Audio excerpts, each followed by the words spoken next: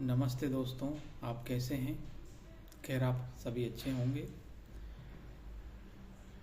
आज हमारा मुद्दा है या विषय है, जो भी बोलना आप चाहें,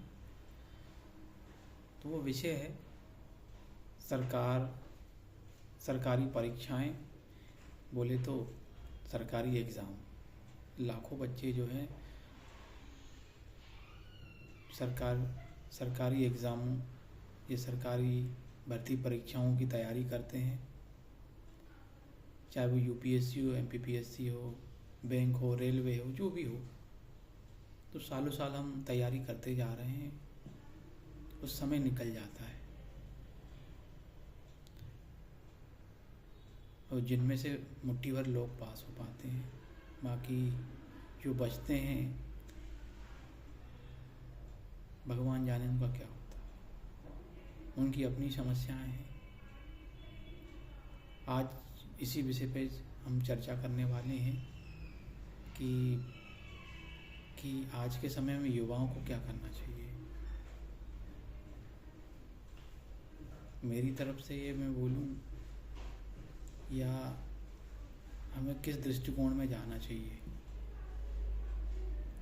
गवर्नमेंट एग्ज़ाम की तैयारी करना अच्छी बात है, मगर साथ में हमें अन्य विकल्पों पर भी विचार करना पड़ेगा।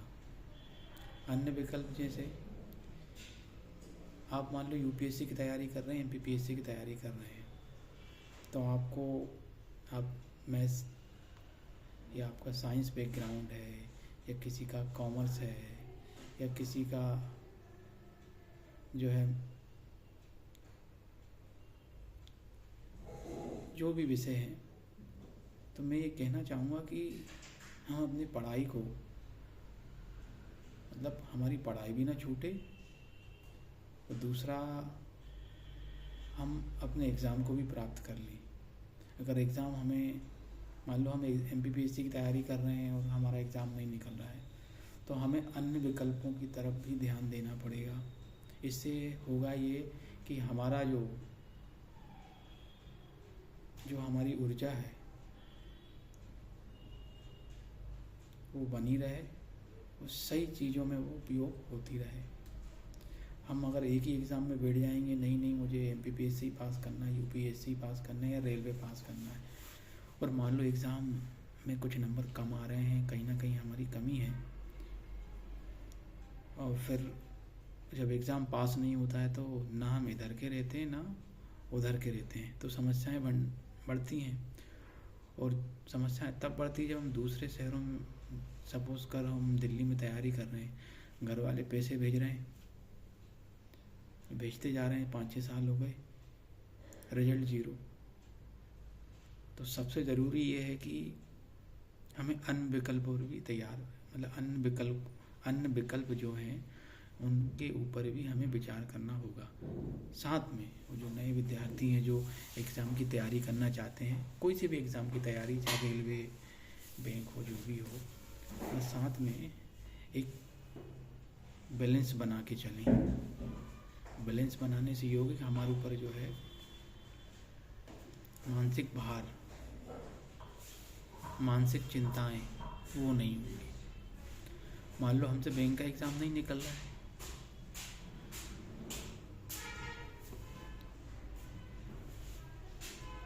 तो हम टीचर बैकग्राउंड में चले जाएं या टीचिंग में चले जाएं। हो सकता है कि हमारा टीचिंग निकल जाए, बैंक का ना निकले तो सरकारी एग्ज़ाम जो है हमारा टीचिंग में हो जाए। मतलब आज के समय सारे स्टूडेंट को अपने लक्ष्य को विविधताओं में लाना पड़ेगा। मैं ये नहीं कहता कि अब एमपीपीएससी की तैयारी मत करो, आप तैयारी करो, मगर साथ में कोई ना कोई नौकरी ले लो। हो सकता है तुम्हारा पटवारी में हो जाए, या आरक्षक बन जाओ, या सब इंस्पेक्टर में हो जाए। जब हम वो नौकरी प्राप्त हो जाएगी तो इसके साथ में एमपीपीएससी की भी तैयारी करते रहो। तो ये ज़रूरी है कि हमें अपने एग्ज़ाम में, हमें अपने तौर तरीक़ों में जो है बदलाव लाना पड़ेगा। ये बदलाव बहुत ज़रूरी है, क्योंकि अगर हम एक ही एग्ज़ाम की तैयारी करते रहेंगे तो हमारा समय, ऊर्जा कई बार जो है व्यर्थ चली जाती है।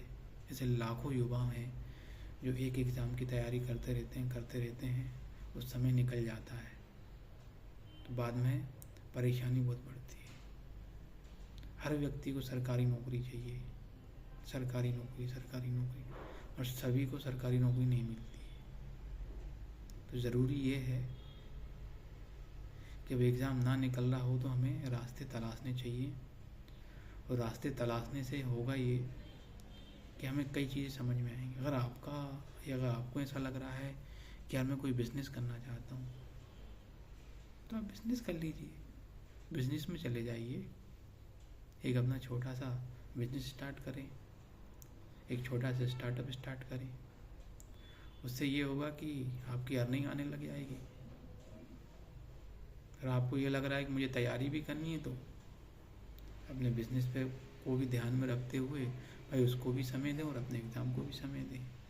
यही, अगर आपको अपने लक्ष्य से ज़्यादा ही लगाव है, यही है मेरा कहने का उद्देश्य। यही है कि आप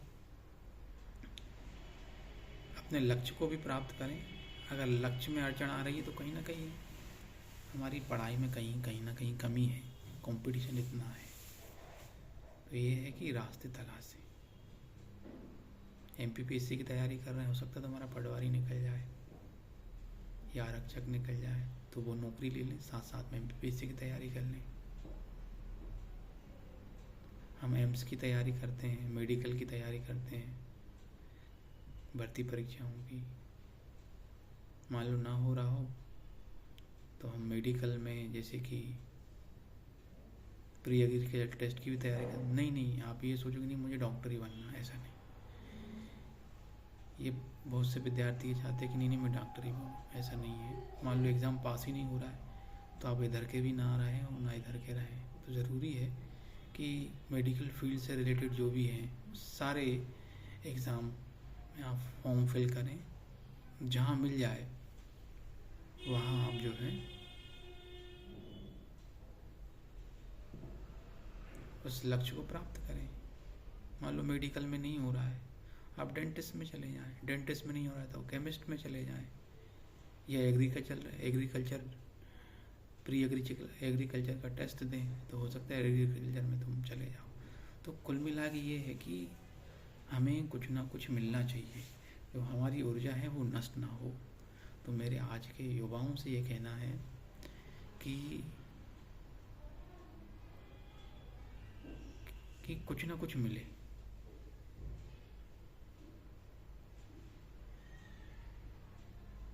तो ये ज़रूरी है कि कुछ ना कुछ हाथ में लेके चलें हम, क्योंकि आज के समय में बिना पैसे के कुछ होता नहीं है। ये वास्तविक सच्चाई है। जो लड़के बाहर पढ़ाई करते हैं, घर वाले पैसा भेजना बंद कर दें तो एक दिन सर्वाइव नहीं कर पाओगे। ये मैं ये देखता हूँ कि कोई बच्चा UPSC में IRS निकाल देता है, नौकरी भी करता है, साथ में जो है अगली बार जब IAS टॉप कर जाता है या IAS पास कर लेता है, मतलब उसको कलेक्टर का एग्ज़ाम मिल जाता है। कई बच्चे जो है नौकरी के साथ साथ में एग्ज़ाम पास करते हैं। तो सबसे ज़रूरी यही है कि आप जो भी कर रहे हो उसके साथ साथ में तैयारी हो सकती है, तो आपको भी करना चाहिए। फुल टाइम हम दे रहे हैं तो अच्छी बात है, 1 साल 2 साल आप दे सकते हो फुल टाइम कोई भी एग्ज़ाम में। 1 साल 2 साल के बाद आपको रास्ता तलाशना होगा। आपको जो फील्ड अच्छी लगे उस फील्ड में आप जाइए, और आप अपना लक्ष्य को भी प्राप्त करना चाहते हैं तो ये ज़रूरी है कि उसके साथ साथ में अपने आप को मैनेज करें। मैनेज बहुत ज़रूरी है, बिना मैनेज के कुछ नहीं होगा। तो संघर्ष में धैर्य बनाएं, ईमानदारी से अपनी पूरी ऊर्जा, अपनी ताकत को लगाएं, ये बहुत ज़रूरी है, तभी जाके सफलता मिलेगी। तो मैं वीडियो को ज़्यादा लंबा नहीं बनाऊंगा, बस मेरा वीडियो बनाने का उद्देश्य यही था कि वास्तविक जो परिस्थिति है उससे विद्यार्थियों को अवगत कराया जाए। क्योंकि बच्चे आजकल एक ही एग्ज़ाम के पीछे पड़ जाते हैं, तो मेरा यही है, एक ही एग्ज़ाम के पीछे ना पड़ें, संभावनाओं को तलाशें, अपना कीमती समय बर्बाद नहीं करें, उसको, अपनी ऊर्जा को अपने नए लक्ष्यों में लगाएं। जय हिंद, जय भारत, भारत माता की जय। धन्यवाद। मेरे वीडियो को ज़्यादा से ज़्यादा शेयर करें, सब्सक्राइब करें और शेयर करें। मेरे प्यारे साथियों को धन्यवाद।